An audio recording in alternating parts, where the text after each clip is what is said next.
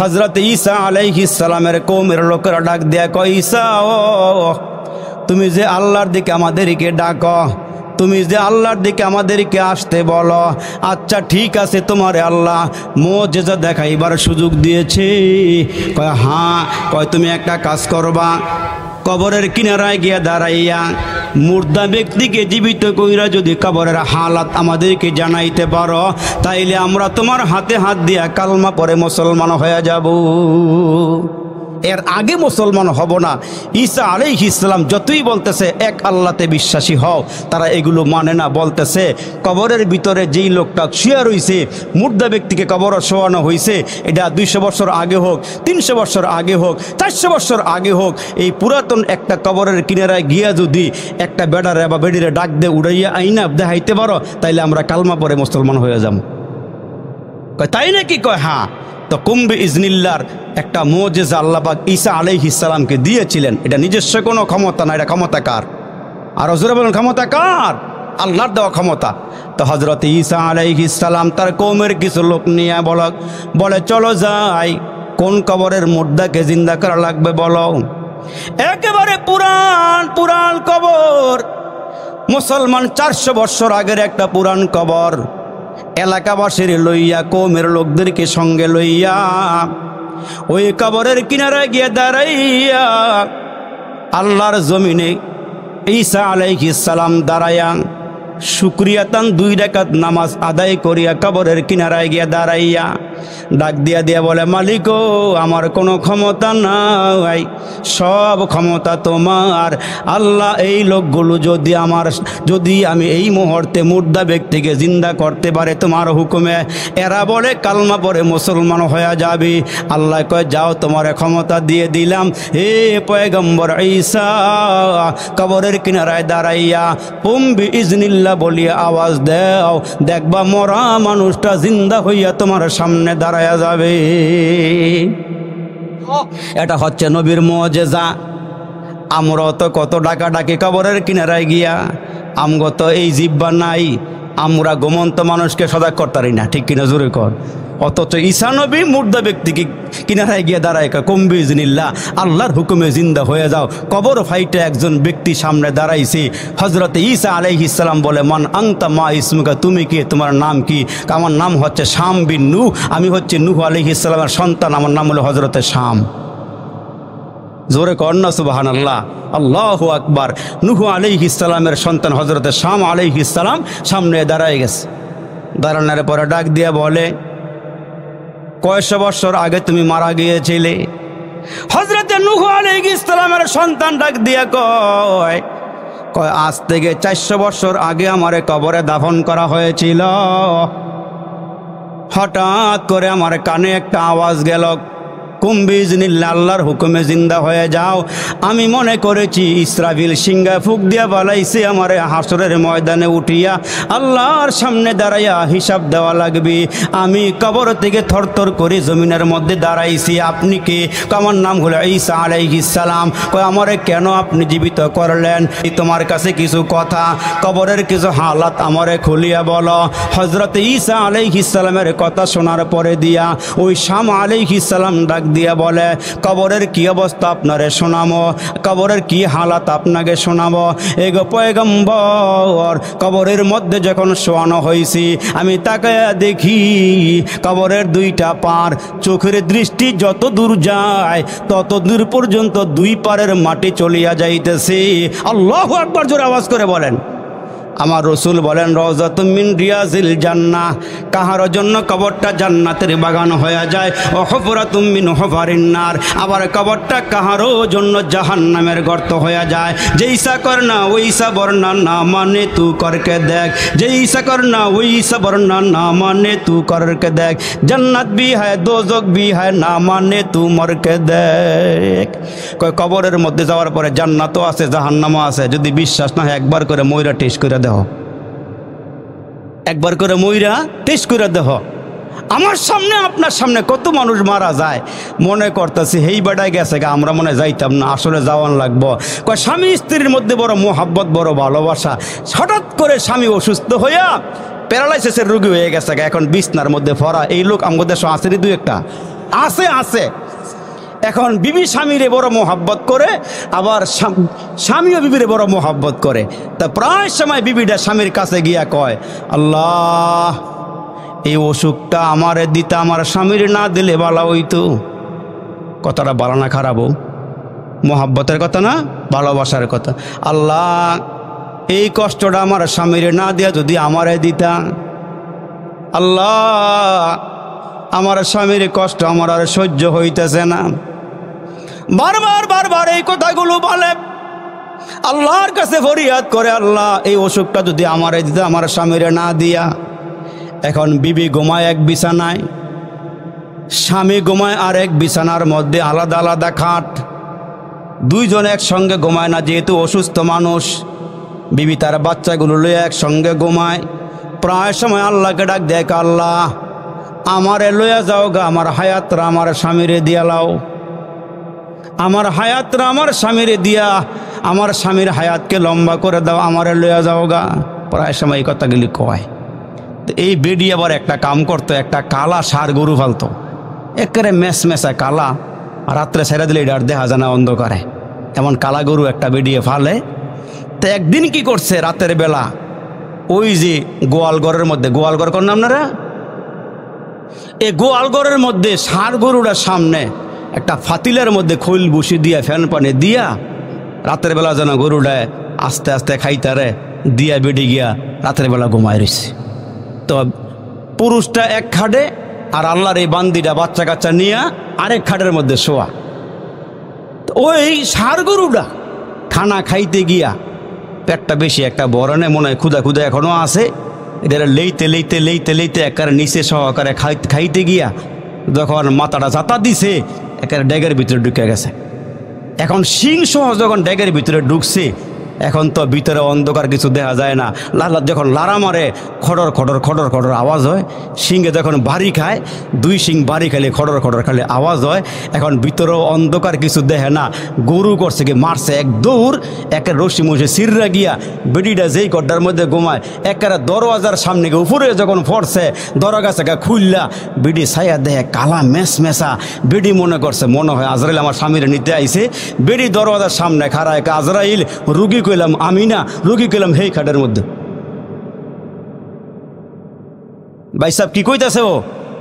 রুগী কইলাম আমি না, রুগী কইলাম হেই খাটের মধ্যে। এতদিন দোয়া করলো কি, এতদিন কইলো কি, আল্লাহ আমার হায়াত আমার স্বামীরে দিয়া লাও, আল্লাহ আমার লইয়া যাও গা, আমার স্বামীরে বাঁচাও।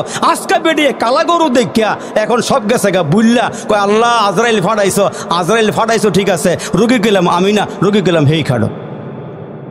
তা আমরা মনে করতেছি হেই বেড়াই গেছে গা, আমার মনে হয় নিত না। না ভাই সাহেব, জমে ছাড়তো না, ঠিক কিনা জোরে কন? আওয়াজ দিয়ে এখন ছাড়তো না। ওই দেখা যায় কবরস্থান, ওটাই আসল বাড়ি। কষ্ট হইতেছে ও? আমি জানি আমার আর দাওয়াত দিতেন না আপনারা, না দিলে আবার আফসোস নাই। কিন্তু আজকে কিছু কথা কই এলাম, নাকি রাগ করতেছেন আপনারা? রাগ করেন না। ওই দেখা যায় কবরস্থান, ওটাই আসল বাড়ি। ওইখানেতে ফেরেশতারা থাকে সারি সারি। ও ফেরেশতা চাষ কি? যদি আমরা সবাই জিগাইলাই ফেরেশতারে, ও ফেরেশতা চাষ কি? মাঝে মাঝে ফাঁক ফোকর ফাইলে গুস টুস খাস কি? ফেরেশতারা কি কয়? গোশত আমি খাই না, গোশত আমি নেই না, টাকা পয়সা চাই না, আমল নিয়ে আয়, নইলে যে তোর থাকবে না উপায়। 800 একা যাবে একা সঙ্গে নিবা কি? 800 একা যাবে একা সঙ্গে নিবা কি? সঙ্গে নিবা দুটো নাম আল্লাহ আর নবী। চিনল যারা কিনল তারা, চিনে নাই যারা কিনে নাই তারা। চিনল যারা কিনল তারা, চিনে নাই যারা কিনে নাই তারা। রসুল চিনবে যারা, আল্লাহ পাবে তারা। আল্লাহ পাবে যারা, পরকালের জান্নাত পাবে তারা। মুসলমান ভাইরা রে আমার, হযরত ঈসা আলাইহিস সালাম ডাক দিয়ে বলে, তুমি নূহ আলাইহিস সালামের সন্তান শাম আলাইহিস সালাম, তোমার মাথার চুল অর্ধেকটা সাদা অর্ধেকটা কালা কেন? তোমাদের আমলে তো মাথার চুল দাড়ি সাদা হয় নাই, দাড়িও সাদা হয় নাই, চুলও সাদা হয় নাই, তোমার অর্ধেক মাথার চুল সাদা অর্ধেক কালো, কারণটা কি? হযরতে শাম আলাইহিস সালাম ডাক দিয়ে কই, ঈসা পয়গম্বর গো, আমার মাথার চুল সবগুলোই কালো ছিল, একটা আওয়াজ যখন পাইছি হাসরের ময়দানে ওইটা মাওলার সামনে হিসাব দেওয়া লাগবে, ওই ভয়ের কারণে আমার অর্ধেকটা মাথার চুল সাদা হইয়া গেছে। হাসরের কঠিন ময়দানে আল্লাহ বলবেন আজকে দুইটা দল হবে, ফারিকুন ফিল জান্নাতি ওয়া ফারিকুন ফিস সাঈর। হাসরের ময়দানে দল হবে দুইটা, একটা আওয়ামী লীগ আর একটা বিএনপি। রাগ করছেন মনে হয়? এই দেশে দলের অভাব নাই ভাই সাহেব, আছে কামার কুমার চামার মদারো জুয়ারো গাজারো doctor master driver helper contractor রাজরানী চাকরানি ফকির ফকরানি এতিম মিসকিন অনাথ অনাথিনী পথে বড় আদামরা কাঙ্গাল কাঙ্গালিনী হাবিলদার জমিদার রফাদার দফাদার তালুকদার মেম্বার চেয়ারম্যান এমপি মন্ত্রী জাসদ বাসদ খাসদ মাসদ আওয়ামী লীগ বিএনপি জাতীয় পার্টি তবলিগ পাবলিক চরমনাই উজানি মোসাবিয়া মাঝবান্ডারি কুতুববাগি রাজার বাগি দেওয়ান বাগি আরো কত বাগি। হ্যাঁ কথা কইতো না, ঠিক না বে ঠিক? কিন্তু হাসরের একটা ময়দান হবে বাইসাবো, ওই হাসরের কঠিন ময়দানে দল হবে দুইটা। আল্লাহ ডাক দিয়ে কেউ কত দাউদপুরের মুসলমানেরা ভালো করে খেয়াল করিয়া শোনো, হাসরের কঠিন ময়দানে দল হবে দুইটা, এক দল হবে জান্নাতি আর এক দল হবে জাহান্নামী। এক দলের আমলনামা আসবে ডান হাতে আর এক দলের আমলনামা আসবে বাম হাতে। এই মুসলমান যারা ডান হাতে আমলনামা পাবে এরা হবে ভালো মানুষ, এরা সুদ খায় নাই, ঘুষ খায় নাই, জিনা করে নাই, বিচার করে নাই, মানুষকে ঠগায় নাই, ক্ষেতের আইল কাটে নাই, ঘুষ খাইয়া বিচার করে নাই, ফাঁকে ফাঁকে আলেম ওলামারে গালি দেয় নাই, হক্কানি পীরের বিরুদ্ধে লাগে নাই, হুজুরেও খোঁচা মারে নাই, ইমাম সাহেবের পিছনেও লাগে নাই, ভালো ভালো কাজগুলো দুনিয়া থেকে কইরা গেছে। এই মানুষগুলো যখন হাসরের ময়দানে উঠবে ভাই সাহেব, ওই মানুষগুলো যখন আমলনামা ডান হাতে পাবে, আল্লাহ বলবেন ইকরা কিতাবাক, এ বান্দা তুই তোর কিতাবটা পড়িয়া দেখ। এইটা আপনিও হবেন আমিও হব, বান্দা পড়িয়া দেখবি, আহারে আমলনামার মধ্যে সোয়াব আর সোয়াব, ভালো কাজ আর ভালো কাজ। ওই বান্দা বলবে আল্লাহ আমি যেমন কর্ম করছিলাম তেমন ফল আমারে দিছ। আর যে লোকটা আল্লাহরে মানে নাই ভাই সাহেব, আল্লাহরে বিশ্বাস করে নাই, আসমানের দিকে চাইয়া কইছে আসমান বলে এমনি এমনি হইছে না, বানান না বলে একজন আছে, আপনারা সবাই দিয়ে কন্যা আছেন, ইনি যিনি বানাইছেন তিনি কে? আর একটু জোরে বলেন না তিনি কে? সব কিছু বানানো ওরা মালিক হলো আল্লাহ। আবার যখন বাম হাতে আমলনামা আসবে, বাম হাতে আমলনামাটা এমনি আসবে না। এ মুসলমান ভাই সাহেবেরা, ও এই হাতটাকে ভাঙ্গা মুসলমান পেটের ভিতর দিয়ে বুকের ভিতর দিয়ে ঢুকাইয়া পিঠ দিয়ে বাইর করে আমলনামা দেওয়া হবে।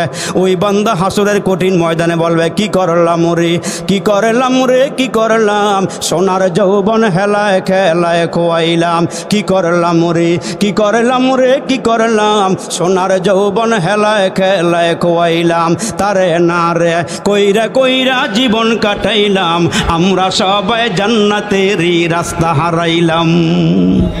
ঠিক কিনা জোরে বলেন? এই জন্য বাংলা কবি কত সুন্দর করে ডাক দিয়া বলেন, মাটি করো না মাটির তরে তোমার মহৎ জীবনটারে, মাটি করো না মাটির তরে তোমার মহৎ জীবনটারে, জীবন যৌবন দাতা যিনি বিলাও জীবন তাহার তরে বাইসাব। আমার আল্লাহ ডাক দিয়া বলেন এখন দুনিয়ার জমিনটা পরীক্ষার হল, পরীক্ষার হল, কিন্তু বিচার এই দুনিয়াতে হবে না, বিচার হবে আরেকটা জগৎ আছে, ওই জগতে বিচার হবে। এখন তুমি সুদ খাইলো আমি আল্লাহ কিছু বলবো না, ঘুষ খাইলো কিছু বলবো না, মানুষকে ঠগাইলো কিছু বলবো না, ইয়াবা খাইলো কিছু বলবো না, আব্বা আম্মারে পিটাইলো কিছু কমু না, আলেম ওলামারে গাইলাইলো কিছু কমু না। কিন্তু আমার একটা ধরা আছে ভাই সাহেব, ওই ধরাটা বড় শক্ত। ইন্না বাতশা রাব্বিকা লাশাদীদ, আমার ধরা বড় শক্ত। হাসরের ময়দানে মানুষগুলো আফসোস করবার বলবো আল্লাহ এইটার মধ্যে দিয়ে কোনো কিছুই বাদ দেওয়া নাই, লা ইউগাদিরু সগীরাতাও ওয়ালা কাবীরা, ছোট বড় সব গুনাহ তো আল্লাহ বাদ দেওয়া নাই, সব দিয়ে আমলনামার মধ্যে জমা আছে। ওই যে বরিশাল বাড়ি এক বেডার, কষ্ট হইতেছে, কোন দেশে বাড়ি? বরিশাল থেকে হঠাৎ করে মুসলমান রওনা দিছে। বাতিজায় তাকে গুলশান আভিজাত্য এলাকায়, চিন্তা করতেছে বাতিজার বাসার থেকে একটু বেড়াইয়া আইগা, গ্রাম আর ভালো লাগে না। এখন সদরঘাটে নাইমা গুলশানের গাড়িতে উইটা আগেও কয়েকবার বেড়াইয়া গেছি। এখন বাতিজার দরওয়াজার সামনে বিকালবেলা গিয়া নামছে, নাইমা গিয়া দেখে বিরাট বড় একটা তালা। বাতিজার মোবাইল নাম্বারও নাই, ঠিকানাও জানা নাই। এই বেচারা রাতের বেলা জার্নি করিয়া লঞ্চে উইটা যখন সদরঘাটে সকালবেলা নামছে, সারাদিন পার করিয়া বাতিজার ঘরের দরওয়াজার সামনে গিয়া দাঁড়াইয়া গিয়া দেখে বড় একটা তালা, ভিতরে কেউ নাই, আটকাইয়া কই জানি চলে গেল। এই বেচারার পকেটের দিকে তাকাইয়া দেখে যেই টাকা আছে এই টাকায় দুপুরের খানাও হইতো না। বৃদ্ধ মানুষ, পেটে বড় ক্ষুধা, ক্ষুধা লইয়া খালি ঘুরাঘুরি করতেছি। করতে করতে করতে করতে এক হোটেলের সামনে গিয়া দাঁড়াইছে। হোটেলের ম্যানেজার নজর দিছে, ও মুসলমান মেসির নজর দিয়া খালি ডাকতেছে, আসেন আসেন, ভালো ভালো খানা আছে, কই মাছের ভাজা আছে, চিংড়ি মাছের বুনা আছে, ইলিশ মাছের ভাজা আছে, কবুতরের গোশত আছে, চড়ুই পাখির গোশত আছে। কিও ঠিক নিও? ডাইকা ডাইকা খালি কয় ভিতরে আসেন। চাচায় ডাক দিয়া কয়, কি রে পকেটে টাকা নাই, মানুষ এত আদর করতেছে কেন? ম্যানেজারেও ডাকে, মেসিয়ারেও ডাকে, ভালা ভালা খানা আছে, গরুর গোশতের বুনা আছে, সব কিছু আছে, ডাকে কেন? এখন দরওয়াজার সামনে গিয়া দাঁড়াইছে, গেটের সামনে দাঁড়াইছে, কয় চাচা আসেন, খানা রেডি আছে। চাচায় আল্লাহর নাম রে ভিতরে ঢুকা গিয়া মুসলমান হাত ধুইছে হ্যান্ড ওয়াশ দিয়া, ধুইয়া যখন সামনে আসছে, মেসিয়ার ডাক দিয়া কয়, চাচা এই লন টিস্যু পেপারটা হাত মোছেন, বসেন টেবিলে। সুন্দর করে টেবিলটা মুইসা দিয়া খানার প্লেটটা সামনে দিয়া কয়, চাচা কি খাইবেন? কয় যা যা আছে, কালকা রাত্রে খানা খাইছি, আজকে সন্ধ্যা হয়ে গেছে, পেটে কোনো খানা নাই, বড় ক্ষুধা, কি খাওয়াবি? বাতিজা তাড়াতাড়ি করে খানা লইয়া দিছে ভর্তা বাড়তি দেওয়ার পরে এক প্লেট খাইছে। এইবার খানা আনা শুরু হয়েছে, চিংড়ি মাছের বুনা, ইলিশ মাছের ভাজা, কই মাছের বুনা। আনতে আনতে দেরি হয় না, সাবার কইরা ফালায়। পরে আনলো গিয়া গোশত খাওয়া শেষ। সর্বশেষ ডাক দেখে, চাচা আর কি খাইবেন? কই আর কি আসি? কই আগেরটা মজা আসিল, আর এক প্লেট গরুর গোশত আন, দেশি মুরগির রান লইয়া। এখন চেহারা শুরুতের দিকে মেসিয়ার তাকাইয়া কয়, এই বেটায় যেই খানা শুরু করছে, খাইতে খাইতে হোটেলটা খাইয়া বলাই বটে আসেনি, যেমনে খাওয়া শুরু করছে বেটা টেটু আসেনি।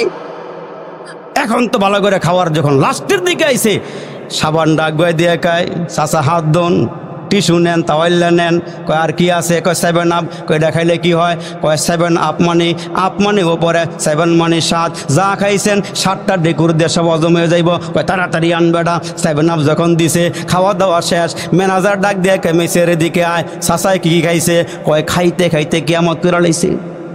সোতায় দিওয়ানার ধরে না, বর্তার তালিকাও বড়, মাছের তালিকাও বড়, গোশতের তালিকাও বড়, খাইতে খাইতে কিয়ামত। কয় চাচা নেন সোতাটা। কয় বাতি জামালি হাজাল কিতাব, এইটা আবার কি এর সোতা দিলাম? এইটা আবার কি দিলাম বাতিজা? কয় চাচা হোটেলে খাইলে বিল দেওয়া লাগে। চাচা ডাক দিয়া কয়, তোমরা আমারে আদর করে ভিতরে ঢুকাইলা, খানা খাওয়াইলা, আবার কিসের বিল যাও? আমার বাতিজারে পাই নাই, টাকাও সাথে নাই। ওই মুহূর্তে ম্যানেজার ডাক দিয়া কয়, ভিতরে রুম লইয়া যাইগা। ভিতরে রমণিয়া বাইন্দা তো জালি বেতরা লইয়া আস্তে আস্তে সাইজ করা শুরু কর, যতক্ষণ না টেকা না আনবে সারাসারি নাই। হাসরের কঠিন ময়দানে আল্লাহ ডাক দিয়ে বলবে, এ বান্দা এত নিয়ামত খাওয়াইলাম, এত খানা দিলাম, এত সম্মান দিলাম, এত ইজ্জত দিলাম, বান্দা ওই নিয়ামত খাইয়া শুকরিয়া আদায় করলি না, হালাল হারাম বাজ বিচার করস নাই। ফেরেশতারা দর বালা করে পিটা, বাইন্দা পিটা, শীত করে কাইত করে পিটাইয়া জাহান্নামের আগুনে ফালা। ওই দিন বান্দা বলবে, কি করলাম রে, কি করলাম রে, কি করলাম, সোনার যৌবন হেলায় খেলায় গোয়াইলাম। অথচ আল্লাহ এখন কিছুই কয় না, আল্লাহ দরেও না, খালি ছাড় দে। কয় যেমন মন এমন করো, আমার দরাদরি নাই। কিন্তু আল্লাহর একটা দরা আছে, শেষ মুহূর্তে ধরলে ফানি সুবাইয়া মাইরা লায়, শেষ মুহূর্তে ধরলে নাকের ভিতর দিয়ে মশা ঢুকাইয়া দেয়, শেষ মুহূর্তে ধরলে আমেরিকার বুশের মতো সুপার পাওয়ারে জুতার বাড়ি দিয়ে সেরের থেকে নিচে নামায় দেয়। ঠিক কিনা জোরে কন? এখন তো আল্লাহ কিছু কইতেছে না, কিন্তু আল্লাহ একটা সময় ধরবো ভাই সাহেব, ধরাটা আছে একবারে কঠিন ধরা। এই জন্য ধরার আগে আগে হুঁশিয়ার হয়ে যান, ধরার আগে আগে সাবধান হয়ে যান, যেন আমরা ওইখানে গিয়ে ধরা না খাই। তার কারণ আপনার আমার নবী আপনার আমার জন্য যেই কান্দাটা কানছে, যেই পেরেশানি হয়েছে, নিজে পেটটা ভরে কোনোদিন বালা খানা খায় নাই। আরামের বিছানার মধ্যে ঘুমায় নাই। কেন? জিবরাইল আমিন একদিন আইসা বইলা গেছে আপনার উম্মতেরা জাহান্নামের আগুনে জ্বলবে। ওই টেনশনে, ওই চিন্তায় নবীজি ভালো করে কোনোদিন খাইয়াও দেখে নাই, কোনোদিন ঘুমায়ও দেখে নাই। তো আম্মা জানের ঘরে, আয়েশার ঘরে মাঝে মাঝে রসুল যখন আসতেন, সিরিয়ালে যখন আসতেন, আম্মা জান আয়েশা কয় আমি যত রাত্রি আমার চোখ খুলছে ছায়া দিয়ে আমার নবী আসমানের দিকে ছায়া রইছে। সুবহানাল্লাহ, জোরে কন মিয়ারা। আমার নবীকে জিজ্ঞেস করি, ওগো নবীজি এত পেরেশান কেন? চোখের কোনায় পানি জমা কেন? কেন আপনি কাঁদেন? আমার নবী ডাক দিয়ে কয়, রে আমার উম্মতের টেনশন আমি রসুল ঘুমাইতে পারি না। এজন্য আপনার আমার পয়গম্বর যেদিন মৌতের বিছানায় পড়ে গেছে রে বন্ধু, মৌতের বিছানায় যখন পড়ে গেল, রসুল জ্বরে আক্রান্ত হয়ে গেল, বিছানা থেকে উঠতে পারে না। নবীজি যাওয়ার টাইম হয়ে গেছে, মালিকের দরবারে যাওয়ার সময় হয়ে গেছে। মুসলমান জিব্রাইল ফেরেশতা নবীজির কাছে আসছে। মালাকুল মউত ফেরেশতা সামনে দাঁড়ায়া দাঁড়ায়া সালাম দিচ্ছে, ঘরে ঢুকতে চাইতেছে। আমার নবী ডাক দিয়া কয়, ফাতিমা রে, ঘরের সামনে দাঁড়াইয়া, দরওয়াজার সামনে দাঁড়াইয়া কে সালাম দেয়? মাগো গিয়ে একটু দেখো কে সালাম দেয়। ফাতেমা ডাক দিয়া কয়, বাবা দরওয়াজা খুলিয়া তাকায়া দেখলাম এই লোকটা মক্কা মদিনার কোন মানুষের সাথে সম্পর্ক নাই, পাও হইল জমিনে, মাথা হইল 7 আসমানের ওপরে। এমন মোটা দেহ আমার নজরে কোনোদিন পরে নাই। কয় পরিচয় নাও। কয় পরিচয় নিছে, ওনার নাম নাকি মালাকুল মউত। মালাকুল মউতকে ঘরের ভিতরে আসতে দাও। মালাকুল মউত নবীজির সামনে দাঁড়াইলে পরে আমার নবী ডাক দিয়ে কয়, কি জন্য আসছ? মালাকুল মউত ডাক দিয়া কয়, নবী গো আমার আল্লাহ আমারে পাঠাইছে আপনারে নেওয়ার জন্যে। ওগো নবীজি আগে কত পয়গম্বরের রূহ কবজ করেছি, কোনো অনুমতি নেই নাই, কিন্তু আমার আল্লাহ আমারে পাঠাইছে গো নবীজি। আপনি নাকি আমার আল্লাহর বড় প্রিয় পয়গম্বর, প্রিয় দোস্ত, আপনি একটু অনুমতি দিলে আপনার রূহটা বের করে নিতাম। আমার নবী ডাক দেয় কয়, মালাকুল মউত রে, আমি জানি যেতে হবে, আজ নয় কাল যেতেই হবে, তবে যাওয়ার আগে আমি জিবরাইলের সঙ্গে শেষ মুহূর্তে একটু পরামর্শ করে নেই আমার উম্মতের ব্যাপারে আমার আল্লাহর ফয়সালা কি। এ মুসলমান বন্ধুরা রে, জিবরাইল আমিন নবীজির সামনে চলে আসলে মনোযোগ আকর্ষণ করছি। আর কয়েকটা কথা বলবো রে বন্ধু।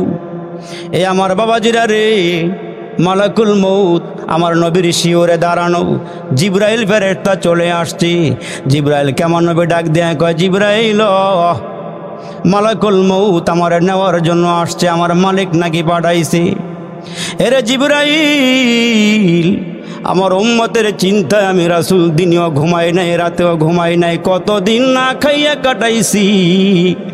আমার সামনে দিয়া যদি আমার উম্মতগুলোকে জাহান্নামের আগুনে জ্বালায়, বাবা যেমন সন্তানকে সামনে দিয়া কেউ আঘাত দিলে নিয়ে গেলে বাবা যেমন, মা যেমন সইতে পারে না, আমার সোনার গায়ের ঘটনা বলছি রে বন্ধু।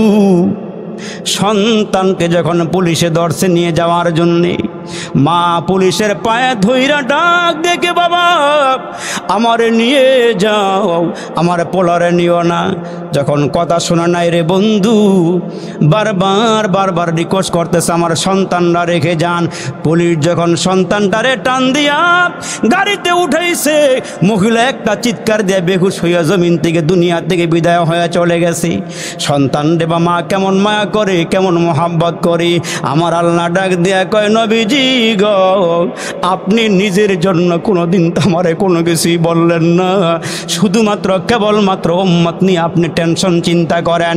এ জিবরাইল তাড়াতাড়ি করে মাবুদের দরবারে চলে যাও, আমার মাবুদ আমার উম্মত নিয়ে কি ফিকির করে আমি একটু জানতে চাই।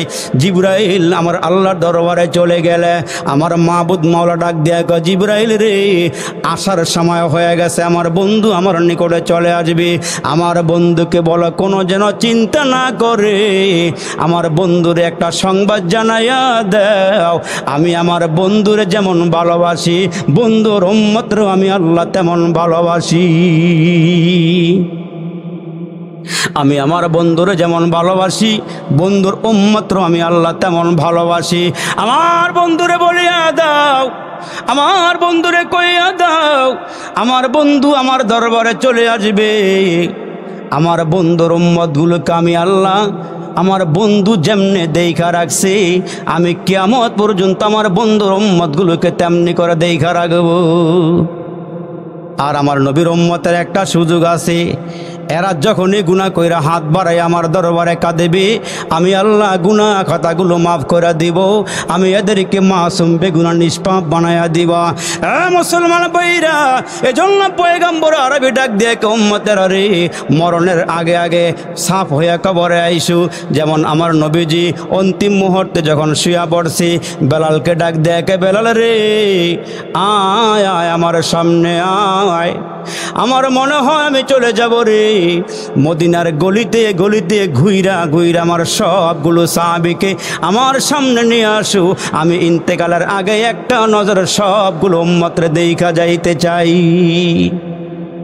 জিবরাইল আমিন মুহূর্তের মধ্যে, হযরতে বেলাল মুহূর্তের মধ্যে মদিনার গলিতে গলিতে দৌড়ায় রে বাবা। দেখো না বিশ্বনবীর মায়া মোহাব্বতে একটা ফোঁটা চোখের পানি বের হয়নি, দিলটা নরম হয়নি রে বন্ধু। তোমার এই চোখের পানি রে হাসরের কঠিন ময়দানে আমার নবীর কিনারায় তুমি উম্মতরে পৌঁছাইয়া দিবে। এরে আমার বাবাজি, নবীজির সামনে মুহূর্তে সাহাবীরা চলে আসছে। আমার নবী ডাক দিয়ে কে উম্মতেরা রে, এরে আমার সাহাবীরা রে, তোমরা যেহেতু আল্লাহর ঘর মসজিদে আসছো, 2 রাকাত নামাজ আদায় করো, তারপরে আমার সামনে আইসা বসো। আমার নবীজির সামনে সাহাবীরা আসছে, নামাজ সমাপ্ত করে নবীজির সামনে আইসা বসলে আমার নবী ডাক দিয়ে কয়, সাহাবীরা রে আমার কিছু কথা শোনো। তোমাদের মধ্যে আমি কিছু জিনিস রেখে গেলাম। আমি মেসওয়াক করাকে মোহাব্বত করি, মেসওয়াক করাকে পছন্দ করি। তোমরাও গাছের ডালা দিয়ে মেসওয়াক কইর। এই আমার উম্মতেরা ভালো করে শোনো, কাজের লোকের সঙ্গে তোমরা খারাপ আচরণ করিও না, বিবির সঙ্গে খারাপ আচরণ করিও না। আমার নবী ডাক দিয়া কয়, আমার আল্লাহ আমারে পাঠাইছি, ও ইন্নাকা আলা খুলুকিন আযীম, আমাকে আল্লাহ উত্তম চরিত্র দিয়া দুনিয়াতে পাঠাইছি। তবে শুনিয়া রাখো গো, আমার একটা কথা শুনিয়া রাখো, সেই কথাটা হইল, সবাই কানগুলো খাড়া করো, আমার দিকে তাকাও। আমার একটা কথা হইল, তোমাদের সঙ্গে মক্কায় জীবনযাপন করেছি, মদিনাতেও জীবনযাপন করেছি। আমি রাসূল তোমাদের সাথে চলতে গিয়া যদি কাউকে কোনো দুঃখ দিয়া থাকে, ব্যথা দিয়ে থাকে, আল্লাহর হস্তে এই মজলিসে আমারে মাফ কইরা দিও, আমারে ক্ষমা করিয়া দিও, আমারে মাফ করিয়া দিও। আহারে কেমন নবীরে, আমরা নেতা হইলে আজকে কর্মীর কাছে মাপ চাইতে পারি না, বড় হইয়া ছোটর কাছে মাপ চাইতে পারি না। আমার আত্মগরিমা, আমার অহমিকা, আমার অহংকার। এর মুসলমান নবীর দিকে তাকায়া দেখো, নবীর থেকে বড় তো দুনিয়ার মধ্যে আর কেউ নাই, জান্নাতেও নাই, দুনিয়াতেও নাই, ওপরেও নাই, নিচেও নাই। আমার নবী হইল সর্বসেরা। জোরে কোন আল্লাহু আকবার। মুসলমান ভাইরা রে, আমার বিশ্বনবী দাঁড়ায়া গেলে, আমারে মাফ করিয়া দিও, আমারে ক্ষমা করিয়া দিও। এই ঘোষণা দিলেন 3 বার। জোরে বলেন কয়বার? ঘোষণা দেওয়ার পর একজন সাহাবী চিন্তা করে, আমি মুহাম্মাদের হাতে হাত দিয়া কালমা পরে মুসলমান হয়েছি, তবে আমার একটা জিনিস দেখার বড় শখ ছিল।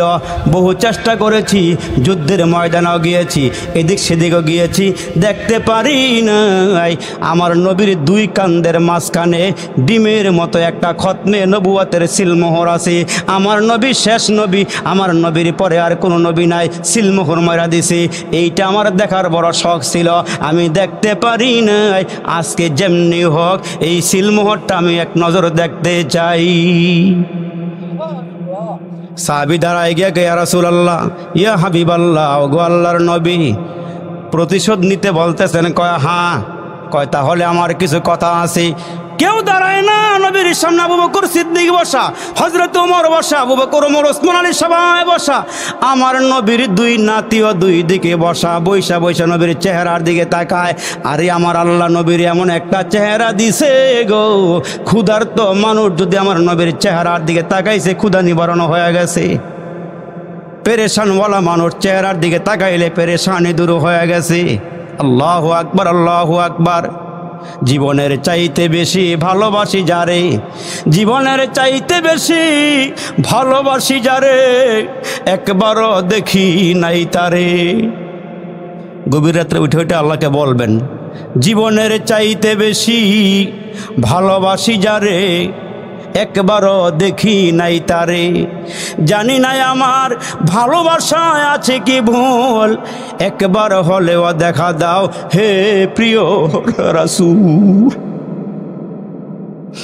একবার হলেও দেখা দাও হে প্রিয় রাসূল। সর্বোচ্চ শিখরে যিনি নিজ মহিমায় কাটিল তিমির রাশি, যার রূপের আভায় চরিত্র মাধুরিতার অতি মনোরম। মা উলিদাত হাওয়া মিন সুলবি আদম ওয়ালা বিজিনানিল খুলদি মিসলুকা আখার। আমার নবীর মতো এত দামি মানুষ, এত দামি নবী দুনিয়াতে নাই, জান্নাতেও নাই। ওই নবী ডাক দিয়া বলেন, যদি আমি কারো নিকটে কোনো বেয়াদবি করে তাকে ভুল করে তাকে আমারে মাফ করে দিও, আমারে একেবারে নিষ্কলঙ্ক হয়ে কবরে যাওয়ার সুযোগ দিও। ওই সাহাবী ডাক দেখ, আল্লাহ একটা সুযোগ পাইছি, আজকে যেমনি হোক নবীজির ইন্তেকালের আগে আগে খতমে নবুয়তের সিলমোহরটা এই দুই নয়ন দিয়ে একবার দেখা নিব। সাহাবী যারা ডাক দেখ, ইয়া রাসূলুল্লাহ, ওগো আল্লাহর নবী, আপনার সঙ্গে আমি এক জিহাদের ময়দানে যেতেছিলাম। আপনি ছিলেন একটা ওটের উপরে, আমি ছিলাম আরেকটা ওটের উপরে। দুটোটা ওট পাশাপাশি চলতেছিল গো পয়গম্বর। আপনার ওটের মাথা আর আমার ওটের মাথা বরাবর। নবীজি কে, হ্যাঁ কি হয়েছে বলো? কয়, আপনি চাবুকটা হাতে নিয়ে গো নবীজি আপনার ওটের মাথার মধ্যে আঘাত দিয়েছিলেন গো নবীজি। ভুল ক্রমে গো নবীজি ওই আঘাতটা আপনার ওটের মাথায় না লেগে গো পয়গম্বর আমার পিঠের মধ্যে লেগে গিয়েছিল। আজকে আপনার সাহাবীদের সামনে গো নবীজি ওই চাবুকটা দিয়ে আপনার পিঠে বাড়ি মাইরা প্রতিশোধ নিতে চাই। এই আওয়াজ দেওয়ার পরে মুসলমান ওই মজলিসে যত সাহাবী ছিল কান্নায় বেহুশ হয়ে পড়ে গেছে। ডাক দিয়ে কই, সাহাবী রে কি হয়েছে তোমার? আমার নবী অন্তিম মুহূর্তে, শেষ মুহূর্তে নুরানি কোরআনের চেহারাটা, নুরানি কোরআনি বদনটার মধ্যে কেমনে বাড়ি দিবা? আবু বকর দ্বারায় কামড়ে দাও, ওমর দ্বারায় কামড়ে দাও, ওসমান দ্বারায় কামড়ে দাও, আলী দ্বারায় কামড়ে দাও। আমরা থাকতে আমার নবীর পিঠে একটা আঘাত লাগতে দিব না। কিন্তু মুসলমান ওই সাহাবী দাঁড়ায় কয়, না হুজুর, আপনি যেমনি আঘাত দিয়েছেন আমি এমনি আঘাত দিয়া প্রতিশোধ নিব। ওই চাবুকটা কই আছে বলেন? আমার নবী ডাক দিয়া কয়, বেলাল রে দাঁড়াও, ওই চাবুকটা আছে ফাতেমার ঘরে, চাবুকটা নিয়ে আসো যাও। হযরতে বেলাল বারাক্রান্ত হৃদয় লইয়া, চোখের কোনায় পানি লইয়া, এশক আবেগ ভালোবাসা নিয়া, নবীর মোহাব্বত দিলের মধ্যে লইয়া হাঁটি হাঁটি পা করে ফাতেমার ঘরের দিকে আগাইতেছি। একটা কদম সামনে যায় রে বাবা, আরেকটা কদম পিছনে পালায়। যাইবার মনে চাইতেছে আমার নবীর পিঠে আঘাত লাগবে, এটা আল্লাহও সইবে না, দুনিয়ার কোনো মাকলুক সহ্য করতে পারবে না। কারণ যেই নবীর আল্লাহ না বানাইলে আসমান জমিন চন্দ্র সূর্য লৌহ কলম যা দেখি না, আমার আল্লাহ কোনো কিছুই বানাইতো না। লাউলা কালামা খলাকতুল আফলাক, আল্লাহ দুনিয়ার কোনো কিছুই বানাইতো না। বেলাল তো মুসলমান বারাক্রান্ত হৃদয় নিয়া, পাগুলো চলে না, মনে হয় যেন অচল হয়ে গেছি, পায়ের রগরাশে মনে হয় দুর্বল হয়ে গেছি। হাঁটি হাঁটি পা করে আস্তে আস্তে করে ফাতেমার ঘরের দরওয়াজার সামনে গিয়ে দাঁড়াইয়া আওয়াজ দিছে, ফাতেমা রে, তোমার ঘরের মধ্যে নাকি আমার নবীর রাখা একটা চাবুক আছে? কয়, হ্যাঁ আছে। এই মুহূর্তে চাবুকের জন্য কেন আসছো? আমার নবী, আমার বাবা না অসুস্থ, বিছানার মধ্যে আমার বাবা পড়ে আছে, কি জন্য আসছো? ফাতেমা, আমার নবীজি এখন মসজিদে বসা, নবীজির সামনে সাহাবীরাও বসা। ঘটনা হইল এই রূপ। ফাতেমা ভিতর থেকে ডাক দেয়া কয়, বেলাল রে, ওই মজলিসে আমার দুইটা সন্তান হাসান হোসাইন নাই রে? এ বেলাল, এটা কেমন সাহাবীরে, আমার বাবার শেষ মুহূর্তে পিঠে আঘাত দিয়ে প্রতিশোধ নেবে, এটা কেমন সাহাবীরে? তুমি গিয়া বলবা আমার দুইটা সন্তান হাসান হোসাইন যেন বাবার সামনে দাঁড়ায়া যায়, যতগুলো বাড়ি দেওয়া দরকার হাসান হোসাইন যেন পিঠের মধ্যে নেয়, আমার বাবার গায়ে যেন একটা আঘাত না করা হয়। এর নবীর উম্মতের দল হযরতে বেলাল রাদিয়াল্লাহু তাআলা আনহু চাবুকটাই আমার পয়গম্বরের হাত মুবারকের মধ্যে দিলেন। ইয়া রাসূলুল্লাহ, ইয়া হাবিবাল্লাহ, নেন, এই নেন, চাবুকটা এনে দিয়েছি। রসুল চাবুকটা হাতে নিয়ে ডাক দিয়ে কয়, সাহাবীরে আয়, চাবুকটা হাতে নিয়ে আমারে পিঠে আমারে মার। হযরতে হাসান হুসাইন কাঁদিয়ার কয়, এ আল্লাহর নবীর সাহাবী, আমরা দুই ভাই থাকতে রে আমার নবীর গায়ে একটা আঘাত লাগতে দিব না, প্রয়োজন হলে আমরা জাল কুরবান করে দিব, আমার নবীর গায়ে একটা আঘাত লাগতে দিব না। আমার নবীর সামনে দুই নাতি দাঁড়ায়া গেলে ওই সাহাবী চাবুকটা হাতের মধ্যে নিয়া আমার নবীর সামনে আইসা দাঁড়ায়া গেলে, আমার নবীর সামনে আসলে পরে চাবুকটা আমার নবী হাতের থেকে তারা হাতে দিয়া বলে, নে নে, যে কয়টা পিটান দেওয়া দরকার আমার পিঠে দে, আমার প্রতিশোধ নিয়ে আমারে মাফ করিয়া দে। ওই সাহাবী কয়, হুজুর, ইয়া রাসূলুল্লাহ, আপনি যখন আমার পিঠে আঘাত দিয়েছিলেন গো নবীজি, আমার পিঠের মধ্যে কোনো জামা কাপড় ছিল না, আমার পিঠটা খালি ছিল, উদম ছিল গো নবী। এই মুহূর্তে আপনাকে যদি আমি প্রতিশোধ নিতে চাই, পিঠের পাঞ্জাবিটা সরাইয়া দেন, কাপড়টা সরাইয়া পিঠটা খালি করে দেন। পয়গম্বর আরবি পিঠের কাপড়টা সরাইয়া দিলে ওই সাহাবী পিছন দিক দিয়া গিয়া গো দুইটা হাত বাড়াইয়া দিয়া আমার নবীকে জড়াইয়া দইরা আমার নবীর খতমে নবুয়তের সিল মোহরের মধ্যে দুইটা ঠোঁট দিয়া চুমাইতে শুরু করে দিছে। আমার নবীরে জড়াইয়া ধইরা চুমাইতে আরম্ভ করে দিল। আমার নবী কয়, কি হয়েছে তোমার? তুমি না চাবুক দিয়ে আঘাত দিবা, তুমি না প্রতিশোধ নিবা? ওই সাহাবী ডাক দিয়ে বলে, আয়ে চশমায়ে রহমত মে আবি আংতা ওয়া উম্মি, আয়ে চশমায়ে রহমত মে আবি আংতা ওয়া উম্মি, দুনিয়া पे तेरा लुत्फ सदा आम रहेगा, तकबीर में कलमा में नमाजों में यज़ा में, तकबीर में कलमा में नमाजों में यज़ा में, है नाम इलाही से मिला नाम मोहम्मद, फरमाते हैं आदम के मुझे खुल्द तोरी में, लिखा हुआ तौबा पे मिला नाम मोहम्मद। अल्लाहु अकबर, जोर आवाज दे बोलेन। ওই সাহাবী রসুলকে জড়ায়া ধইরা কাঁদে আর চোখের পানিগুলো সারে, ডাক দিয়া কয়, নবীজি, আমি অন্যায় করেছি, আমারে মাফ করে দেন, আমি বেয়াদবি করেছি, আমারে ক্ষমা করে দেন। ওগো নবীজি, আপনি দুনিয়ার থেকে বিদায় হয়ে যাবেন, আমি শুনতে পাইছিলাম আপনার পিঠের মধ্যে একটা সিলমোহর আছে, আপনি শেষ নবী, আপনার পরে আর কোনো নবী নাই। ওগো নবী, আমি তাকায়া দেখলাম আপনি দুনিয়ার থেকে বিদায় হয়ে যাবেন, আমার আফসোসটা আমার মনের মধ্যেই রয়ে যাবে। এই জন্য গো নবীজি, একটু ফন্দি করিয়া, একটু নাটকের মতো করিয়া আমি আপনার সিলমোহরটা দেখলাম, আমাকে আপনি মাফ করিয়া দেন। এই দুইটা ঠোঁট লাগাইয়া চুমা দিয়েছি, আপনার ভালোবাসাটা আরো হাজার গুণ আমার মোহাব্বতের মধ্যেই বাইরে গেছে। আমার নবী দাঁড়ায়া ডাক দিয়া বলেন, এ সাহাবীরা রে, তোমরা যদি জান্নাতি মানুষ দেখতে চাও, দুনিয়ার মধ্যে যদি তোমরা জান্নাতি মানুষ দেখতে চাও, আমার এই সাহাবীর দিকে তাকাও, আমার এই সাহাবী আল্লাহর জান্নাতি। এই জন্য আমার পয়গম্বর ডাক দিয়ে বলেন, লা ইউমিনু আহাদুকুম হাত্তা আকুনা হাব্বা ইলাইহি মিন ওয়ালিদিহি ওয়া ওয়ালাদিহি ওয়ান নাসি আজমাইন। হে আমার উম্মতেরা, নিজের জানের চেয়ে আমারে বেশি মোহাব্বত করবা, সন্তানদের থেকে আমারে বেশি মোহাব্বত করবা, আব্বা আম্মার থেকে বেশি মোহাব্বত করবা, তাহলে তোমরা প্রকৃত মুমিন হইতে পারবা। আর একটা সবক দেওয়া যায় ভাই, হাসরের কঠিন ময়দানে যদি নবীজির নিকটবর্তী থাকতে চান, সারা দিন রাইতে মুসলমান যত বেশি পারবেন নবীর শানে দুরূদ শরীফ পড়বেন। বড় দুরূদ পড়তে পারেন না, ছোট্ট ছোট্ট দুরূদ আছে, সাল্লাল্লাহু আলাইহি ওয়াসাল্লাম, সাল্লাল্লাহু আলাইহি ওয়াসাল্লাম। এখানে দুরূদ আছে, সালামও আছে। জপবেন বৈশা বৈশা, নবীরে ভালোবাসবেন, হৃদয় দিয়ে ভালোবাসবেন আর বলবেন, আল্লাহ নবীজি পাই নাই, আল্লাহ নবীরে দেখি নাই, কিন্তু নবীরে মোহাব্বত করি, নবীজিরে ভালোবাসি। আহারে মোহাব্বত কারে কয়? নবীজি ডাক দিয়া কয়, সাহাবীরা রে, আল্লাহর কোরআনের পতাকা উড্ডীন করতে হবে, কালিমার পতাকা উড্ডীন করতে হবে, আগামীকালকে আমার সঙ্গে তোমাদেরকে যাইতে হবে।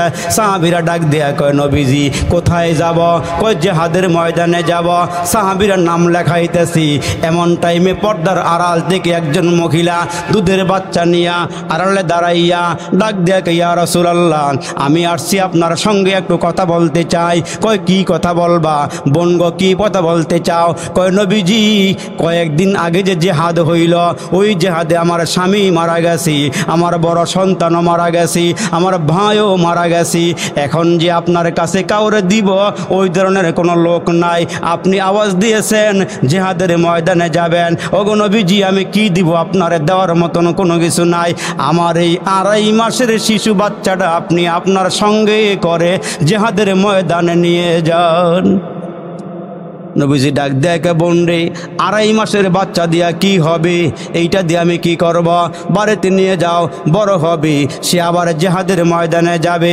কিন্তু মহিলা ডাক দিয়া বলেন, ইয়া রাসূলুল্লাহ, ইয়া হাবিবাল্লাহ, আপনি আমার এই বাচ্চাটাই নিয়ে যান, কারণ আপনি যখন জেহাদের ময়দানে যাবেন এক হাতে তলোয়ার নিবেন, এক হাতে তলোয়ার নিবেন আর এক হাতে জান্ডা নিবেন। ওগো নবীজি আপনি এক হাতে তলোয়ার নিয়েন, জান্ডা হিসাবে আমার এই বাচ্চাটা নিয়ে যান।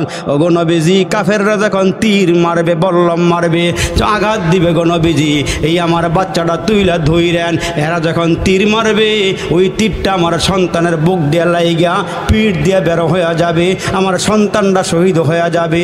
হাসরের কঠিন ময়দানে আমি যেন শহীদের মা হইয়া আল্লাহর সামনে দাঁড়াইতে পারি। ওগো নবীজি আমি আমার বাচ্চার দিয়ে আপনারে বেশি ভালোবাসি। এজন্য মুসলমান ভাইরা আর বেশি লম্বা নয়, আর দুই একটা কথা বলবো রে বন্ধু।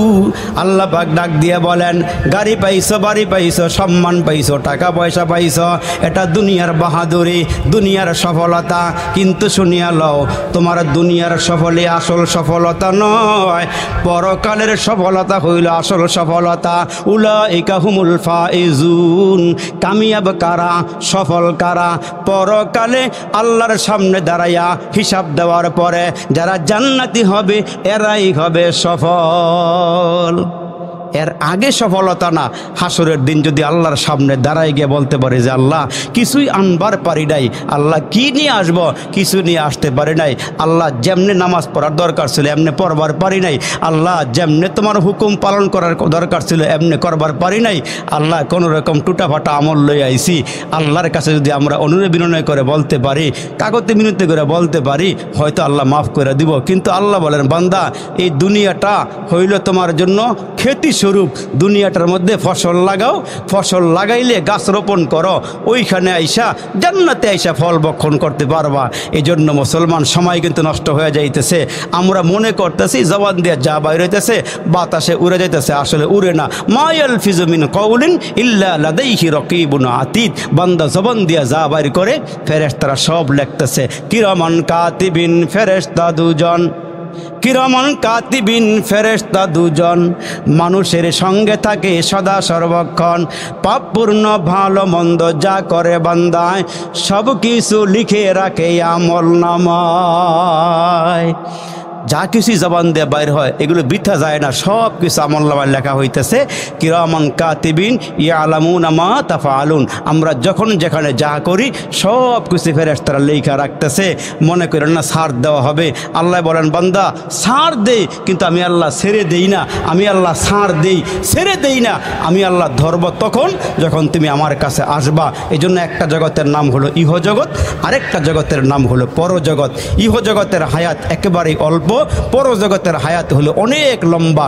ওই হায়াতকে বুঝাইতে গিয়ে রসুল সাহাবীদের সামনে বলেন, সাহাবীরা সাগরের মাঝখানে যদি আঙ্গুল ঢুকাইয়া দিয়ে আবার উঠানো হয়, আঙ্গুলের অগ্রভাগে আঙ্গুলের মাথায় যতটুকুন পানি লাগে এইটা হলো দুনিয়ার হায়াত। আর সাগরের ভেতরে যত পানি আছে ওইটা হলো পরকালের হায়াত।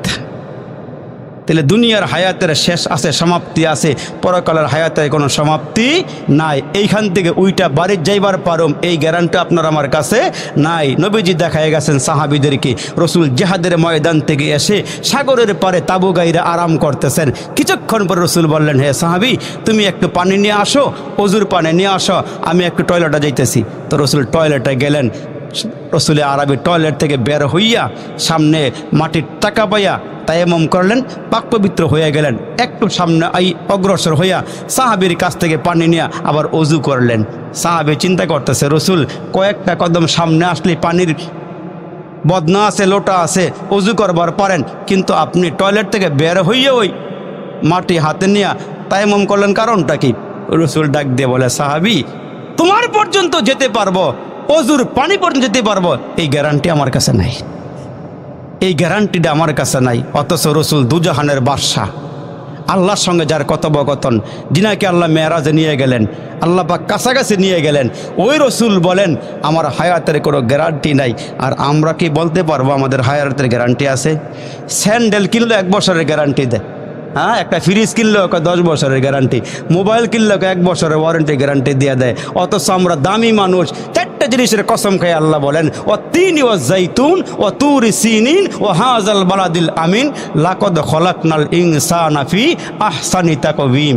মানুষকে আল্লাহ বড় সুন্দর করে বানাইছে, এমন সুন্দর করে আল্লাহ আর দুনিয়ার কাউকে বানায় নাই, মানুষকে যে সুন্দর করে বানাইছে। এই জন্য মানুষের কাজ হইল 24টা ঘন্টা যতক্ষণ আমি সজাগ থাকি, জিক্র ফিক্রে থাকা, আল্লাহর গুণগান লইয়া জিহ্বাটারে তাজা রাখা। তার কারণ নুন খাইব যার, গুণ গাইব তার, মালিক যিনি প্রশংসা হবে তার। এই জন্য পায়ে হাত দিয়ে বলে যাই, বাবা এখনও সময় আছে, এখনও সুযোগ আছে। কবরে ঢুকার আগে আগে তওবা করেন, কবরে যাওয়ার আগে আগে আল্লাহর কাছে গুনাহ মাপ চান, তাহলে দেখবেন আপনার আমার গুনাহ মাপ হয়ে গেলে সহজ হয়ে যাবে। কিন্তু আমরা মনে করতেছি আজকা না কালকা না পরশু তওবা করুম নে। আমাদের তওবা হচ্ছে ওই সাপ আর ব্যাঙের দোস্তির মতো। সাপে আর ব্যাঙে দোস্তি, একজন উপরে আর একজন পানির মধ্যে। কিন্তু ব্যাঙ মাঝে মাঝেই সাপকে নসিহত করে, ওয়াজ করে, বয়ান করে, বলে এই সাপ তুই সোজা হয়ে চলবি, আঁকা বাঁকা হয়ে চলবি না।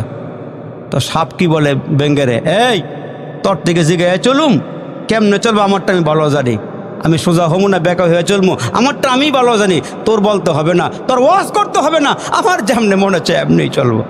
তো অনেক দিন নসিহত করার পরও সাপের নসিহত নেয় না, ওয়াজ গ্রহণ করে না। তো হঠাৎ করে একদিন এই ব্যাঙটা পানির থেকে উইঠা যখন কিনারায় উঠছে, টানে উঠছে, উঠটা দেয় সাপ সোজা হয়ে শুয়ে রয়েছে, সোজা। তো ব্যাঙটা সাপের কাছাকাছি এসে কয়, ভাই সোজা হয়ে শুয়ে রইল, মনে হয় আমার ওয়াজ কাম লাগছে। আসলে ব্যাঙে ওই সাপের কিনারা দিয়া লেজটার মধ্যে কামড় দিয়ে যখন লাড়া দিছে, লড়াচড়া নাই, কি নাই, লড়াচড়া নাই। তখন ব্যাঙ ডাক দিয়ে সোজা হইলে তো হইলি, মরার পরে হইলি আর কি, মরার আগে আর হইলি না। তা আমরাও মনে করি পিটানি যা আছে কবরে গিয়া না, এর আগে তো আর পিটাইব না, আগের পিটাইব কাটায় আমার 10টা 9টা ভাই আছে, পিটাইব কাটায় আমার বাবা চেয়ারম্যান সাহেব আছে, মেম্বার সাহেব আছে, এলাকার প্রভাবশালী, আবার পিটাইব কাটায়, ধর্ম কাটায়, যেমনি মন চায় এমনি চলো। ভাই গো, তোমার মন চাইলে তুমি চলতে পারবা, তোমার কেউ বাধা দিবে না, কিন্তু একটা জায়গার মধ্যে বাধা আছে, ওই জায়গার নাম হলো কবর। ঠিক কিনা জোরে কখন? ওই জায়গার নাম কি? ওই জায়গাটার নাম হলো কবর। এই জন্য আমাদের প্রধান মেহমান কিন্তু আছে, আপনারা উঠা বসা করেন না, হুজুরে আসতেছে, হুজুর আসার পরে ইনশাল্লাহ আবার আপনারা ফিনিশিং বয়ান শুনবেন। এজন্য আমি যেই কথাগুলো বলতেছিলাম যে আমার জীবনকে সফল করে কবরে যাওয়া লাগবে। আমারে আল্লাহ এমনি পাঠায় নাই, গরু ছাগল যেমন চায় তাই খাইয়ে ফেলায়, কুত্তা বিড়ালে যেমন চায় তাই খাইয়ে ফেলায়, কিন্তু আমি আশরাফুল মাখলুকাত, আমার যেমনে মনে চায় আমি এমনে চলতে পারবো না। আমাকে চলার জন্য আল্লাহ পাক রাস্তা দিয়েছে, আমাকে 30 পারা কোরআন দিয়েছে, আমাকে বলেছে ওই কোরআনকে ফলো করে চলো আর আমার নবীর আদর্শকে ফলো করে চলো। এই দুইটা রাস্তার দিকে চলো, দেখবা তোমার জিন্দেগি কামিয়াব হয়ে যাবে, তোমার পরকালের জীবনটা সফল হয়ে যাবে। আর যদি মনে যা চাই তাই করো, তাহলে এখন তোমারে কিছুই বলবো না, এখন তোমারে ধরবো না, কিন্তু একটা ধরার জায়গা আছে, ওইখানে তোমারে কেউ ছাড়বে না। এই জন্য রসুল বলেন ওই দিন আফসোস করতে করতে কানতে কানতে মানুষ চোখের পানিগুলো ছেড়ে দিবে, এক পর্যায়ে গিয়া চোখের পানি শেষ হয়ে যাবে, রক্তগুলো বের হবে, রক্ত বের হওয়ার পরও রক্ত শেষ হয়ে যাবে, কান্না শেষ হবে না, কিন্তু ওই দিন আল্লাহ আপনারা আমার দিকে তাকাইও চাইবে না। আচ্ছা ভালো করে বলেন তো, হুজুরে আসার আগে দুই একটা কথা বলি। যখন দেখবেন আপনার আমার বিবি, আপনার আমার মা যখন কোনো কাজ করতে যায় ঘরের মধ্যে, মনে করেন চাউলের বস্তা ঘরে একটা আনছেন, আইনা বলছেন বিবি এগুলো ঢাইলা কুলা দিয়া ঝাইরা ড্রামের ভিতরে ঢুকাও। তা ড্রামের ভিতরে ঢুকাইতে গেলে দেখবেন ছোটো ছোটো বাচ্চারা মার কাজে খুব ডিস্টার্ব করেনি, চাউল লয়ে খাবলা দিয়ে একটা বাইরে ফেলায়, কিছু ঘরের ভিতরে ফেলায়, তখন মা মাঝে মাঝে ধমক দেয়, খালি কাজে ডিস্টার্ব করস। তো একবার দুইবার ধমক দেওয়ার পরও যখন বাচ্চায় শোনে না, তখন মা রাগ কইরা থাপড় একটা লাগাই দিছে, থাপড় একটা দিন যখন দিছে ওই কোনায় বইয়া বইয়া এই যে কাঁদতেছে, 1 ঘন্টা হয়ে গেছে, মা ওর দিকে তাকাই দেখে না, মাকে ভালো করে কাইন দিল, আমি কাজ শেষ করে লই, আমি কাজটা শেষ করে লই। এই কি করছে এবার বুদ্ধিমান, 1 ঘন্টা কাইন্দে যখন দেখছে মা এর দিকে তাকাই না, তখন সোড্ডা পাল্টাই দিয়ে কয়, আম্মা গো আম্মা তোমার ছাড়া আমার কেউ নাই, আম্মা তুমি আমারে কোলে নেও, সুমা দেও, মা খাওয়ন দেও। যখন এগুলোকে ডাক দিছে, মার কলিজে গেছে গা ঠান্ডা হইয়া, মায়ের সব কাজ কাম ফালাইয়া দিয়া হ্যাঁ টান দেয় না, কোলো লইছে, গালা সুমা দিয়া কয় আর একাম করবি, আর করবি নি কয় না আম্মার করতাম না। মার মন গড়লে গেছে গা, কিন্তু একটা সময় আইব আমরা বাইসাব যারা আমরা এনো আসি, গুণা লইয়া কবরে গেলে, তওবাবিহীন গেলে, গুণা মাফ না হইলে এই আল্লাহবাক বলবে এবার তার হ্যাঁ ধর ধর, দুইরা যখন জাহান্নামা ফালাইব, হ্যাঁ যে কত হাজার বছর এখানে কানব, আল্লাহর দিকে চাইতই না। সর্বশেষ যখন আগুনে জ্বললে পুরে সারকার হইয়া গুণা শেষ হইব, তখন হ্যাঁ ওই আগুন থেকে উতলে উপরের দিকে উঠটা মুখটা বাড়াই দিয়ে কইব ইয়া হান্নান ইয়া মান্নান। 2টা নাম আল্লাহর, এটা কাবাগরের গিলাফর লেখা আছে, সুবহানাল্লাহ জোরে কর, ইয়া হান্নান ইয়া মান্নান। আল্লাহ কইব কি রে জিব্রাইল, হেরা ডাহা কেলে গা জিগা তো গিয়া, জিব্রাইলকে কইবে এই নাগজ কেলে গা, কয় জাহান্নামের আগুনার সহ্য হইতেছে না, এই জন্য আমরা আল্লাহরে ডাকি। কয় কি চাস, কয় উঠবার চাই, আর আগুনে পড়তে চাই না। আল্লাহ কয় রমজান মাসে দিনের বেলা ডালের বড়া খাবেনি, আঞ্জা দিয়া গাঞ্জা খাবেনি, ফাঁকে ফাঁকে ইয়াব্বা খাবেনি। আল্লাহ আর খাইতাম না, আল্লাহকে খাওয়ার টাইম নাই। যাবি কেমনে, যাওয়ার তো সুযোগ নাই, গেলে না খাবি। এখন আল্লাহ বলবো এই আমার একটা ঘোষণা ছিল, সর্বশেষ যে লোকটাকে জাহান্নামের আগুন থেকে বাইর করব, যদি এটা আমার নবীর উম্মত হয়ে থাকে, সরিষা দানা পরিমাণ ঈমান থাকে, আমার ওয়াদা ছিল 10টা দুনিয়ার সমান তার একটা জান্নাতের মালিক বানাই দেব। আর একটু জোরে কর। এই হাদিস শরীফের মধ্যে আসছে সর্বশেষ যে লোকটা জাহান্নাম থেকে বাইরিব, বাড়িয়ে কেব আল্লাহ জান্নাত জায়গা টাকা আসেনি, সব মনে গেছে গা, কই গিয়ে দেখ, কয় আল্লাহ জান্নাতে কোনো জায়গা টাকা তো দেখি না, শেষ হয়ে গেছে গা। আল্লাহ কয় তোরটা ঠিকই আছে, তোরটা এখনও যায় নাই, বান্দা গিয়ে দেখবো জান্নাতের ভিতরে এত সুন্দর, গাড়টি লইতে লইতে বইরা লাইছে, আল্লাহ আর বাকি নাই। এখন বলবো আল্লাহ কি লইলাম, কি রাখলাম, কি আর বাকি আছে? তখন আল্লাহ কইব বান্দা কি লইছস, কি বাকি আছে? তুই তো আর বড় আলেম হস নাই, তুই তার বোখারি শরীফ পড়স নাই, বড় বড় কিতাবা পড়স নাই, তোর গ্রামের কোনো হুজুর রে তুই চিনস এমন হুজুর আছে? কয় আল্লাহ আছে। আল্লাহ মাহমুদ সাহেব হুজুর আছে, নুরুল্লাহ হুজুর আছে, ওনার আব্বাই আছে, আর আশেপাশে বড় বড় হুজুর যারা সবার চিনি না, আব্দুল আজিজ ভাই আছে, এলাকার যারা আছে, একজনের নাম কইব যে আল্লাহ ওনার লাগে বইয়া চাটা খাইছিলাম, ওনারা একটু চিনি, কয় তাইলে এই কাগজটা লইয়া ওনার কাছেই যা। ওনার কাছে যাওয়ার পরে দিয়া ভাই হুজুর এক লগে বই না চা খাইছি, চলাফেরা করছি, দেন তোমার সোতাটার মধ্যে কি লইছে আর কি বাহিয়ে আছে, ছায়া দেখবো আর যা মনছে তাই লইছে, গরুর গোস বাদ দেন ও লইতে লইতে বেহুশ হয়ে গেছে গা। আর কি ভাগে আছে হুজুর? কয় মিয়া তুমি জান্নাতে যার লেগে আইছো হ্যারে তো লও নাই। সুবহানাল্লাহ। কোন তুমি জান্নাতে যার জন্য আসছো, সবচেয়ে বেশি বান্দা যেটা পাইয়া খুশিব সেটা আল্লাহ পাকের দেখা। সুবহানাল্লাহ জোরে বলেন। তখন এক নম্বরে আল্লাহরে তুমি লও নাই, আল্লাহরে লই নাই, কয় না, কয় এই এক নম্বরটা বাকি আছে, আল্লাহরে পাইলে তুমি সব পাইয়া যাইবা, আল্লাহরে না পাইলে তোমার এই জান্নাতের নিয়ামত দিয়ে কী হইব? আল্লাহরে পাইলে বান্দা সব নিয়ামতের কথা ভুলে যাইব গা।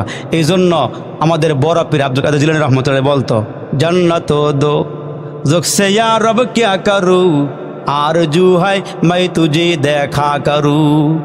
আল্লাহ জান্নাত জাহান্নাম দরকার নাই, যদি আমার জাহান্নামও ফালাও আর তুমি ওইখানে থাকলে আমার লেগে আমার জাহান্নামই বালা। সুবহানাল্লাহ জোরে বলেন। তুমি যেখানে আসো আমার এনেই রাখো, তুমি যেখানে আসো আমার এনেই রাখো। আল্লাহ তুমি তোমার কাছে আমার রাখো। এই জন্য তো এই যে আসিয়া দোয়া করছে আল্লাহর কাছে, আল্লাহ স্বামী হারাইছি, সম্মান হারাইছি, টাকা পয়সা হারাইছি, ঘর বাড়ি হারাইছি, জামা কাপড় লয়ে গেছে গা, আল্লাহ রাজমহলটা লয়ে গেছে গা, তোমার কাছে কিচ্ছু চাই না আল্লাহ, জান্নাতে তোমার কাছে আমি একটা ঘর চাই আল্লাহ। এই জন্য বলছে যারা মোমেন, যারা নেককা, যারা আল্লাহরে খুশি করছে, যখন মরার টাইম হইব, এটা আমনের বেলা আমার বেলা সবার বেলা হইব, যখন টাইম হইব তখন ফেরেশতারা দূরের থেকে যখন এক ঝলক এক ঝাঁক ফেরেশতা আসবো, তখন বান্দা তাকায় দেখবে একটা নূর, বড় মধুময়, বড় মহব্বতের নূর আসতেছে। যত কাছে আসে ততই ভালো লাগে। তখন ফেরেশতারা এ বলবো, এই বের হয়ে আসো, ও খরুজি বের হয়ে আসো। 60 বছর 70 বছর হায়াতের জীবনে এই রুহুর লগে বডির লগে একটা সম্পর্ক হয়ে গেছে গা, রুহু বার হইতে চায় না, বার হইতে চাইব না। তখন এই ফেরেশতা আল্লাহ পাকের কাছে গিয়ে বলবো, আল্লাহ রুহু তো বাইর হয় না, বহু চেষ্টা করছি, আল্লাহকে হেরা যেটা দিমু এটা সামনে না তুলে দর। আল্লাহ কি দিবা? কয় জান্নাত দিমু। জোরে গন ও আবশিরু বিল জান্নাহ। এই জান্নাত যখন বান্দার সামনে তুলিয়া ধরার পরে ভাই সাহেব সব ভুলে দেবো গা। তখন আস্তে কইরা আল্লাহ বলবেন, এই নফসে মুতমাইন্না, সফল নফস, সুন্দর নফস, মুতমাইন্না নফস, বের হয়ে আসো। বের হইতে দেরি হবে, আমার জান্নাতে ঢুকতে দেরি হবে না। আর একটু জোরে বলেন, এদের জীবন হবে সফল। ওই সফল মানুষগুলো আল্লাহ পাকের জান্নাতে যাবে। আমার কথায় কোনো মনে কষ্ট হয়েছেন? রাগ করছেন? রাগ করলে মাফ করে দিয়েন, কষ্ট মনে নিয়েন না। আমার ভাই, আমার অত্যন্ত শ্রদ্ধাভাজন ব্যক্তি, অনেক